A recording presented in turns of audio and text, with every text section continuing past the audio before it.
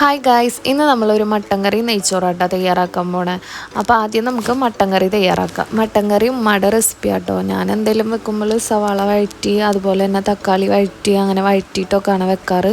ഉമ്മ വെക്കുമ്പോഴെന്ന് വെച്ചാൽ തക്കാളി അതുപോലെ തന്നെ സവാള പിന്നെ വേപ്പില അതുപോലെ ഉപ്പ് കുറച്ച് വെള്ളം ചേർത്തിട്ട് ഒരു വിസിൽ കുക്കറിലടിക്കും കേട്ടോ. വയറ്റി നിൽക്കലാങ്കാട്ടിയും പെട്ടെന്ന് നമുക്ക് കറികളൊക്കെ തയ്യാറാക്കാം. ഇതുപോലെ തന്നെ ബീഫും ചിക്കനും ഒക്കെ വെക്കാം. അപ്പോൾ അത് അടച്ചു വെച്ച് ഒരു വിസിൽ വരുന്ന വരെ വെയിറ്റ് ചെയ്യുക. അതിന് ശേഷം നമുക്ക് ഒരു ചീനച്ചട്ടി വെച്ച് അത് ചൂടായി വരുമ്പോൾ കുറച്ച് വെളിച്ചെണ്ണ ഒഴിച്ച് കൊടുക്കുക. വെളിച്ചെണ്ണ ഒന്ന് ചൂടായി വന്നതിന് ശേഷം ഇഞ്ചി വെളുത്തുള്ളി പച്ചമുളക് എന്നിവ ചതച്ചതാണ് അത് ചേർത്ത് കൊടുക്കുക. ഇതൊന്ന് നല്ലപോലെ വഴറ്റിയെടുക്കുക കേട്ടോ.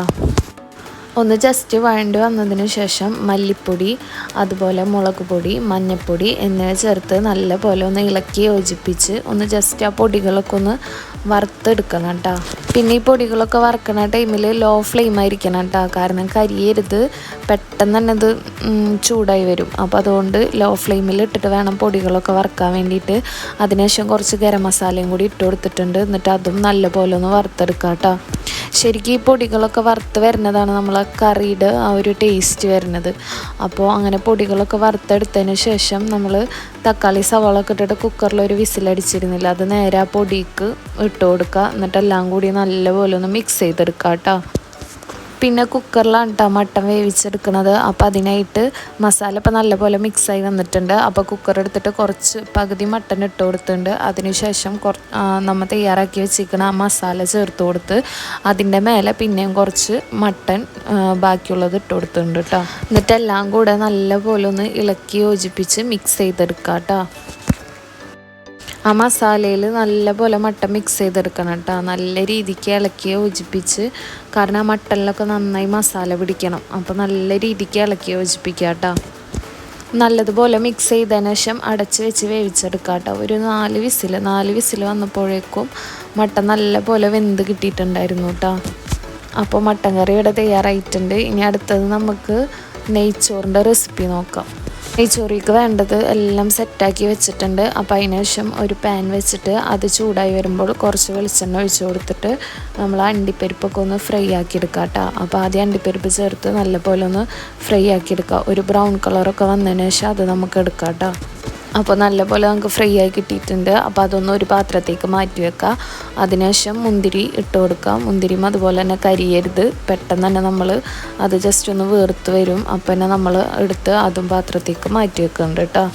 അതിനുശേഷം അതിലേക്ക് കുറച്ച് സവാള നല്ല കനം കുറച്ച് വേണം കേട്ടോ അരിയാൻ വേണ്ടിയിട്ട്, എന്നാലേ പെട്ടെന്ന് നമുക്ക് ഫ്രൈ ആയി കിട്ടുള്ളൂ കേട്ടോ. അപ്പോൾ ഫ്രൈ ആക്കാൻ വേണ്ടിയിട്ട് അതേ സെയിം പാനിലേക്ക് തന്നെ ഇട്ട് കൊടുത്തിട്ടുണ്ട്. എന്നിട്ട് കുറച്ച് നേരം ഒന്ന് ഫ്രൈ ആക്കി എടുക്കുക. ലോ ടു മീഡിയം ഫ്ലെയിമിൽ വെച്ചിട്ട് വേണം കേട്ടോ അത് ചെയ്യാൻ വേണ്ടിയിട്ട്.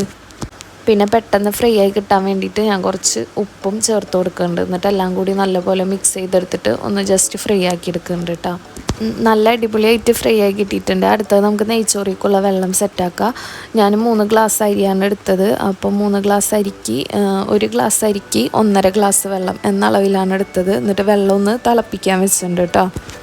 വെള്ളം അവിടെ ചൂടായി വരുമ്പോഴത്തേനും നമുക്കിനി ചോറിനുള്ളത് സെറ്റാക്കാം. അപ്പോൾ അതിനായിട്ട് ഒരു പാത്രം വെച്ച് ചൂടായി വന്നപ്പോൾ നെയ്യ് ഒഴിച്ച് കൊടുത്തിട്ടുണ്ടായിരുന്നു. നെയ്യൊക്കെ മെൽറ്റായി വന്നതിന് ശേഷം സ്പൈസസൊക്കെ ചേർത്ത് കൊടുത്തു. അതിനുശേഷം സവാള കുറച്ച് ചേർത്ത് കൊടുത്തു. എന്നിട്ട് നല്ലപോലെ വഴറ്റിയെടുക്കണം കേട്ടോ. പിന്നെ നന്നായി വഴറ്റണ്ട, നമ്മൾ ചോറിക്കുള്ള ഒന്ന് കളറൊന്ന് ജസ്റ്റ് മാറി വന്നാൽ മതി. അതിനുശേഷം നമ്മൾ എടുത്ത് വെച്ചിരിക്കുന്ന കഴുകി വൃത്തിയാക്കി വെച്ചിരിക്കുന്ന അരി ചേർത്ത് കൊടുത്തിട്ടുണ്ട് കേട്ടോ. അരി ഒന്ന് ജസ്റ്റ് മിക്സ് ചെയ്തെടുത്ത് ഒന്ന് വറുത്തെടുക്കണം കേട്ടോ. ഞാൻ ഇവിടെ ജീരകശാല അരിയിട്ട് എടുത്തിരിക്കണ. നെയ്ച്ചോറിന് കൂടുതൽ ടേസ്റ്റ് പറഞ്ഞ പോലെ ജീരകശാലാണ്. അപ്പോൾ അരി ഒന്ന് നല്ലപോലെ വറുത്തെടുക്കുക കേട്ടോ. ഒരു 5 മിനിറ്റ് കേട്ടോ, 5 മിനിറ്റോളം ഒന്ന് നന്നായി ഇളക്കി കൊടുക്കണം. പിന്നെ അതുപോലെ തന്നെ ഈ ഇളക്കുന്ന ടൈമിൽ അരി പൊടിയാണ്ട് നോക്കണം കേട്ടോ. അപ്പോൾ നമ്മൾ വെള്ളം നന്നായി തിളച്ച് വന്നിട്ടുണ്ട്. ആ വെള്ളം നമുക്ക് അരിക്ക് ഒഴിച്ചു കൊടുക്കാം കേട്ടോ. വെള്ളം ഒഴിച്ചതിന് ശേഷം എല്ലാം കൂടെ നന്നായി ഒന്ന് ഇളക്കി യോജിപ്പിക്കുക കേട്ടോ. നല്ലപോലെ ഒന്ന് മിക്സ് ചെയ്തെടുക്കുക കേട്ടോ.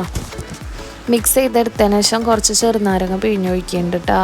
അരി ഒന്ന് ഒട്ടാണ്ടിരിക്കാൻ വേണ്ടിയിട്ടാണ്. അങ്ങനെ വിട്ട് കിട്ടും നമുക്ക് ചെറുനാരങ്ങ നീരും കൂടി ഒഴിച്ചിട്ടുണ്ടെങ്കിൽ. പിന്നെ ചോറിന് ആവശ്യമായ ഉപ്പും ചേർത്ത് കൊടുക്കുന്നുണ്ട് കേട്ടോ. എല്ലാം കൂടി നല്ലപോലെ ഒന്ന് മിക്സ് ചെയ്തെടുക്കുന്നുണ്ട് കേട്ടോ. മിക്സ് ചെയ്തെടുത്തതിന് ശേഷം ഒന്ന് മൂടി വെച്ചിട്ട് വേവാൻ വേണ്ടിയിട്ട് വെയിറ്റ് ചെയ്യാം കേട്ടോ. ഞാൻ ജസ്റ്റ് ഒന്ന് 10 മിനിറ്റ് കഴിഞ്ഞ് തുറന്ന് നോക്കിയപ്പോൾ വെള്ളമൊന്നും കറക്റ്റ് വറ്റിയിട്ടുണ്ടായിരുന്നില്ല. അപ്പോൾ ഒരു 10-15 മിനിറ്റും കൂടി വെക്കാമെന്ന് വിചാരിച്ചു കേട്ടോ.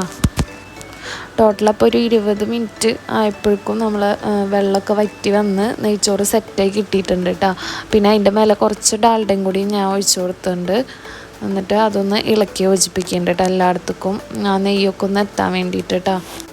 അപ്പോൾ എല്ലാം ഒന്ന് മിക്സാക്കി എടുത്തതിന് ശേഷം നമ്മൾ സവാള ഫ്രൈ ആക്കിയതും അതുപോലെ തന്നെ അണ്ടിപ്പരിപ്പ് മുന്തിരിയും എല്ലാം കൂടി അതിൻ്റെ മേലൊന്ന് ജസ്റ്റ് വിതറി കൊടുക്കാം കേട്ടോ. അപ്പോൾ നമ്മുടെ നെയ്ച്ചോറും ഇവിടെ സെറ്റായിട്ടുണ്ട്. നെയ്ച്ചോറും ബീഫുമാണ് അടിപൊളി കോമ്പിനേഷൻ. അതുപോലെ തന്നെ നെയ്ച്ചോറിന് പറ്റിയൊരു കോമ്പിനേഷനാണ് മട്ടൻ കറിയും. അപ്പോൾ എല്ലാവരും ഒന്ന് ട്രൈ ചെയ്ത് നോക്കുക, എന്നിട്ട് ഫീഡ്ബാക്കൊക്കെ ഒന്ന് കമൻറ്റ് ചെയ്യുക. അപ്പോൾ താങ്ക്സ് ഫോർ വാച്ചിങ്.